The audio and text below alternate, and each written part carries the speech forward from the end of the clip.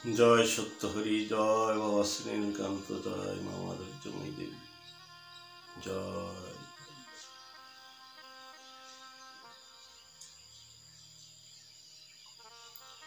ঠাকুরের প্রিয় ভক্তবৃন্দগণ, সকলেই আনন্দে থাকুন, ভালো থাকুন। চারিদিকেই আনন্দের বাতাবরণ চলছে। জানি না প্রভু কাকে দিয়ে কখন কি করান, তবু আনন্দ চলছে। এইটাই ভাবতে হবে ঠাকুরের আনন্দ ধাম। আজকে ঠাকুরের একজন পুরাতন ভক্ত, আজকে বহু ভক্ত, নূতন দিনে নূতন ভক্তর সমাগম হচ্ছে, ঠিক আছে, কিন্তু পুরনো দিনে যে সকল ভক্ত ছিল তাদের কথাগুলো তো একটু মনে পড়ে যায়। যেমন আজ মনে পড়েছে মৃত্যুঞ্জয় দাদার কথা, মালকানগিরি নিবাসী। এই মৃত্যুঞ্জয় হালদার এক সময়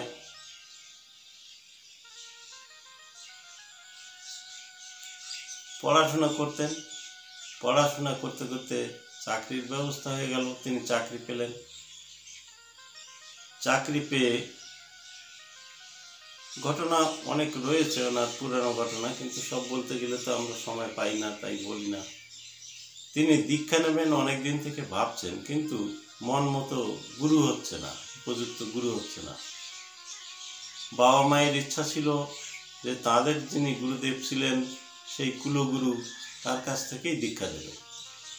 সেই কুলগুরু এলেন, আসলে পরে ছেলেকে তা নিয়ে গেলে ছেলেকে দেখে তিনিও একটু ছেলে ভেবেছিলেন যে আমার মনে মনে যেন এই গুরু না হয়। তখন তিনি যে অশ্রদ্ধা করতেন তা নয়, কিন্তু তবুও ভাবতেন যেন এই গুরু আমার না হয়। গুরুদেবের সামনে গেলে তিনি বললেন, এখনো সময় হয়নি, আরো কিছুদিন লাগবে, আমি পরে এসে দেখব। যা হোক, হয়ে গেল। সৎসঙ্গের ঋত্বিকগণ ঘোরাঘুরি করেন, তাদের কাছে নিয়ে গেলেন। ছেলেকে দীক্ষা দিলেই বাবার মনটা শান্তি পায়, তাই নিয়ে গেলেন। সেখানেও কাজ হলো না। তারাও বললেন যে এখনো দীক্ষার সময় হয়নি, কিছুদিন পরে দেখা যাবে। প্রাচীন ঋত্বিক ছিলেন তখন তাদের মনের গতি এমনি ছিল। কিন্তু আজকাল তা না। আজকাল সামনে ঋত্বিকের সামনে বললেই হয় আমি দীক্ষা নেব, সঙ্গে সঙ্গে হয়ে যাবে দীক্ষা। এমনি ছিল না, তখন একটু বিচার বৃত্তান্ত ছিল। যাই হোক, আমি নিন্দা করছি তা নয়, এটা হচ্ছে তাই বলছি। এইবার মৃত্যুঞ্জয় দাদা সেখানেও জায়গা পেলেন না, এখানেও হলো না, কিন্তু মনের মধ্যে রয়েছে যে একটু গুরু পেলে পরে, মনের মতো একজন যদি গুরু হতেন তাহলে আমার জীবনটা সার্থক হতো। মনে মনে ভাবতে ভাবতে একবার তিনি ঠাকুর নীলকান্তকে স্বপ্ন দেখলেন। স্বপ্ন দেখে চাকরি করতেন, যে চাকরি করলেও 2-3 জন এক জায়গায় থাকতেন, পড়িয়াতে এক জায়গায় থাকতেন। এইবার রাত্রে উঠে, অনেক রাত্রে উঠে মৃত্যুঞ্জয় দাদা বাইরে গেলে সেই যে অফিসার, বড় অফিসার, সেই বড় অফিসারও বাইরে গেলেন। দেখলেন মৃত্যুঞ্জয় দাদা ওই জঙ্গলের দিকে একা একা হেঁটে চলেছেন। বলে, দাদা কোথায় যান? তিনি বললেন, কুয়ারে যাও শুনতি? তাহলে ইনি কোনো কথা বলছেন না, ইনি খালি হাঁটছেন। ব্যাপারটা দেখে সে অফিসারের মনটা ভালো বলল না, যে ইনি হাঁটে কোথায় এই রাত্রে, কারোর সঙ্গে পরিচয় হলো না, কিন্তু রাত্রে একা একা যাচ্ছেন কোথায়? তিনি পিছনে পিছনে যে ধরলেন, দাদা কোথায় যাচ্ছেন? ফট করে তার সম্বিত ফিরে এলো, তিনি যাচ্ছেন গুরুদেবের সঙ্গে হেঁটে হেঁটে যাচ্ছেন। স্বপ্ন দেখে সেই স্বপ্নের মধ্যে ঘুম থেকে জেগে বাইরে বেরিয়ে এই গুরুদেবের সঙ্গে হেঁটে চলেছেন। গুরুদেবকে তো ইনি দেখতে পাচ্ছেন না, অফিসার। যাই হোক, মনটা উতলা হয়ে গেল, সেখান থেকে ফিরে এলেন, ফিরিয়ে নিয়ে আসা হলো। তিনি খাওয়া ঘুম সবই হচ্ছে, কিন্তু মনের মধ্যে একটা তোলপাড় হয়ে যাচ্ছে যে আমার গুরু হবে, মানে এই যে মানুষটা আমাকে নিয়ে গেল বাইরে, এই বুঝি আমার গুরু। প্রত্যক্ষ দেখা নেই, মনটা চঞ্চল হয়ে যাচ্ছে। এইবার ছুটি নিলেন তিনি। যখন ছুটি নিলেন, ছুটি নিয়ে গ্রামে গেলেন। গ্রামে শুনলেন এক গোসাই আসবে। কোথার থেকে? তা আনতে হবে, পাশের গ্রামে রয়েছে, ওখান থেকে আনতে হবে। ঠিক আছে, আনার জন্য এইবার বহু লোক একসঙ্গে, প্রায় 50-60 জন লোক একসঙ্গে চলে গেলেন গোসাইকে আনতে। একটা গাড়িও নিয়ে যাওয়া হলো। যাই হোক, তখন কি হলো, ওই গোসাইকে নিয়ে আসতেছে, দূর থেকে দেখা যাচ্ছে, অনেক দূর থেকে। দেখে যখন ওই মানুষের ঢল পিছনে রয়েছে, ঠাকুরের পিছনে, আর যখন ওই দেখলেন, তখন এই হালদার বাবু মনে করলেন এই গুরুই আমার গুরু হবে। যদি ইনি দীক্ষা দেয়, তাহলে আমার জীবনটা সার্থক হয়। এই না হলে গুরু, যে গুরুর পিছনে এত লোকের সারি থাকে, এত লোকের লাইন থাকে, তাই না, এত লোকের ঢল নামে, সেই গুরুই তো গুরু। যাই হোক, সেই গুরুদেব এলেন, এসে ভক্তের বাড়িতে গেলেন। ওই গ্রামে ভালো ভক্ত ছিল, পুরানো ভক্ত। সেই পুরানো ভক্তের বাড়িতে গেলেন। গেলে পরে আদর আপ্যায়ন করছেন, বা লোক ঘিরে ধরেছে, মানে গ্রামের যেন সব লোক সেইখানে। মানে মনটাই এত উতলা হয়ে যাচ্ছে, মনে মনে ভাবছেন যে এই গুরু যদি আমার গুরু হতো। কিন্তু সামনে যাবেন, তেমন শক্তি হচ্ছে না। যে আমি তো কখনো ভালো কাজ করিনি, মনের মধ্যে এমনি দুর্বলতা, আমি তো কখনো ভালো কাজ করিনি, ভালো মানুষের সামনে যাব কি করে, আমার সম্বল কোথায়? মনের মধ্যে এই ভাবতে ভাবতে সামনে প্রশান্ত দাদার সঙ্গে দেখা, প্রশান্ত স্বামীজি। তিনি এনার চাহনি দেখে, এনার মনের আকুতি দেখে বুঝতে পারলেন যে ইনি পিপাসিত, এনাকে জল প্রয়োজন। তিনি বললেন, কি বাবু, তুমি দীক্ষা নেবে? বলে, আমার কি দীক্ষা উনি দেবেন? মানে হতাশ মন তো, উদাস মনে চেয়ে আছেন গোসাইয়ের দিকে, উনি কি আমাকে দীক্ষা দেবেন? বলে, ঠিক আছে, আমি শুনে আসি। প্রশান্ত দাদা শুনতে গেলেন। ইনি প্রশান্ত দাদা শুনে আসতেছেন, আসলে ইনি এদিক থেকে হেঁটে চলে যাচ্ছেন, ভয় পাচ্ছেন যে তিরস্কার করেন না গালাগালি দেন, এই ভেবে উনি ধীরে ধীরে রওনা দিচ্ছেন। ও বাবু, বাবু তুমি যেও না, শোনো শোনো ভাই, শোনো। দাঁড়িয়েছে, তোমাকে দীক্ষা দেবে বলেছে। দীক্ষা দেবে? আমার দীক্ষা দেবে?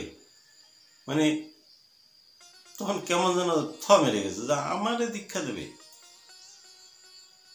যাই হোক, ঠাকুরের চরণতলে একটুখানি আশ্রয় পেয়েছিলেন, বিভিন্ন ঘটনার মধ্যে দিয়ে হয়েছে, একটু আশ্রয় পেয়েছিলেন। সেই মানুষটার কথাই বলতে ইচ্ছা করছে, যে জীবনে যদি কাউকে ঠাকুরের এই কৃপা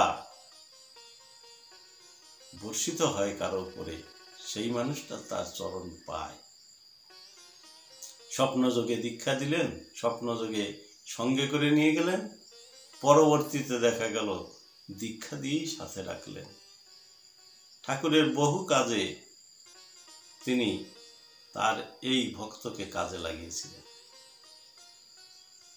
মৃত্যুঞ্জয় হালদার আজও তিনি চলেছেন সংঘের মধ্যে, আমাদের মধ্যে। তিনি একজন বিশিষ্ট ভক্ত হিসেবেই আমরা মনে করি, তিনি চলেছেন সেইভাবেই। তাই ঠাকুরের পূর্বকার বড় বড় ভক্ত এমনি ছিলেন, আমরা অনেকে তাদের নামও জানি না। যেমন একটা নাম মনে পড়ে, স্বামী বীরানন্দ গোস্বামী। এ নাম আমার মনে হয় আমাদের এই সংঘের ভিতরে দুই একজন ছাড়া আর কেউ শুনেছেন বলে মনে হয় না। বীরানন্দ গোস্বামী ঠাকুর শ্রী নীলকান্তের একজন প্রিয় ভক্ত এবং তিনি দীক্ষা দিতেন। দীক্ষা দেওয়ার অধিকার ঠাকুর তাকে দিয়েছিলেন। অনেক শিক্ষিত, এত শিক্ষিত লোক আমাদের সংঘের মধ্যে তখন ছিল না।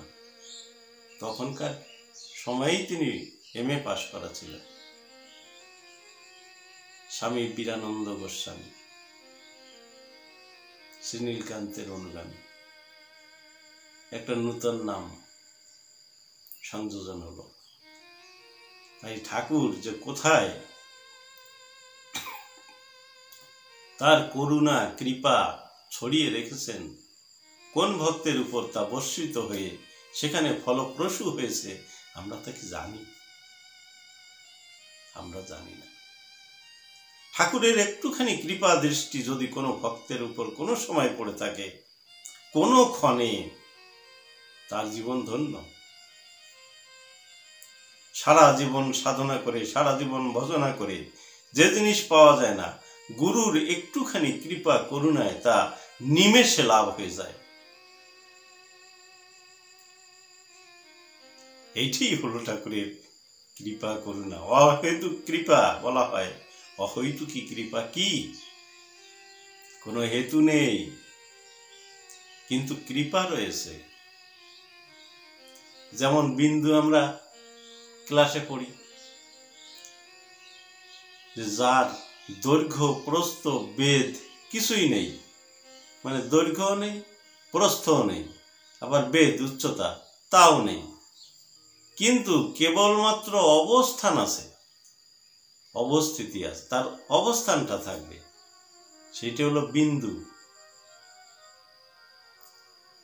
তাই এই যে গুরু কৃপা বিন্দু স্বরূপ, কৃপা বিন্দু, বিন্দু স্বরূপ, এই কৃপার কোনো ওর নেই, দৈর্ঘ্য প্রস্থ নেই, বেদ নেই, কিন্তু অবস্থিতি আছে, অবস্থান আছে। ভক্তের হৃদয়ে মোর সতত বিশ্রাম, তার কথা। ভক্তের হৃদয়ে তিনি সর্বদা বিরাজমান থাকেন। তাই যদি কেউ ভক্ত হয়ে যান, সেখানে আপসেই ঝরে পড়ে ঠাকুরের কৃপা করুণা। তাই আমরা যেন সকলেই ভক্ত হতে পারি, সকলেই যেন ভক্ত হবার জন্য চেষ্টা করি। ভক্ত না হলে ভগবানের কৃপা লাভ হয় না। যত শাস্ত্র গ্রন্থ পাঠ করা হবে, যত তার বাণী আওড়ানো হবে মুখে, কিছুই কাজ হবে না যতক্ষণ ভক্ত না হওয়া যাবে। ভক্ত অর্থাৎ শরণাগত, সেখানে কোনো রং নেই, সেখানে রং করা ভালোবাসা নেই, সেখানে চাহিদা নেই, সেখানে পাওনা নেই। চাওয়া পাওয়ার ঊর্ধ্ব দেশে যদি না চাওয়া ফুল ফোটে, গন্ধে তার সারা বিশ্ব ভুবন ভরে ওঠে। যদি কারো হৃদয়ে এমন দশা হয়, তাকে বলা হবে ভক্ত। চাওয়া পাওয়ার মধ্যে আটকে থাকে না, চাওয়া পাওয়ার ঊর্ধ্ব দেশে থাকে, চাওয়া পাওয়ার বাইরে থাকে, চাওয়া পাওয়ার থেকে স্বতন্ত্র থাকে। তাই চাওয়া পাওয়ার ঊর্ধ্ব দেশে, চাওয়া পাওয়া বুকের মাঝে যদি না চাওয়া ফুল ফোটে, গন্ধে তার সারা বিশ্ব ভুবন ভরে ওঠে। তাই যে মানুষটা ভক্ত হয়েছেন, তার প্রাকৃতিক চাওয়া পাওয়া কম হয়ে গেছে, প্রায় চাওয়া পাওয়া নেই, ক্ষুধা তৃষ্ণায় কাতর নেই। স্থিতপ্রজ্ঞ যাকে বলা হয়, গীতা যাকে স্থিতপ্রজ্ঞ বলেন। সংসারী জীব অনেক সময় কামনা বাসনায় মত্ত থাকতে হয়, কিন্তু তার মধ্যে থেকেও ঠাকুরের কৃপা করুণা কিভাবে যে বর্ষিত হয়, আমরা বুঝি না, বুঝতে চেষ্টাও করি না। কিন্তু কোন ভাগ্যবান, তাই না? ব্রহ্মাণ্ড ভ্রমিতে কোন ভাগ্যবান জীব, গুরু কৃষ্ণ প্রসাদে পান ভক্তিলতা বীজ। তাই এই গুরু কৃষ্ণ প্রসাদে, তাই না? ভক্তির বীজ উদ্গম হয়, অঙ্কুরিত হয়। যাই হোক, অনেক কথা বললাম, ভুল হলে ক্ষমা করবেন। ঠাকুরের কৃপা করুণা লাভ করার জন্য আমরা সদাই যেন ব্যস্ততা নিয়ে থাকি, যেন ব্যাকুল হয়ে যায়। তোমারে ভাবিতে ভাবিতে যেন ব্যাকুল হয় অন্তর। হে প্রভু, তুমি সেই কৃপা করো নিরন্তর। জয় সত্যহরি, জয় বাবা শ্রী নীলকান্ত, জয় মা মাধুর্যময়ী দেবী। সকলে ভালো থাকবেন, সকলে আনন্দে থাকবেন, ঠাকুরকে ডাকবেন নিরন্তর, তাকে স্মরণ করেই সব কিছু করবেন। এইটাই আপনাদের কাছে আমার অনুরোধ। জয় বাবা, জয় বাবা, জয় বাবা।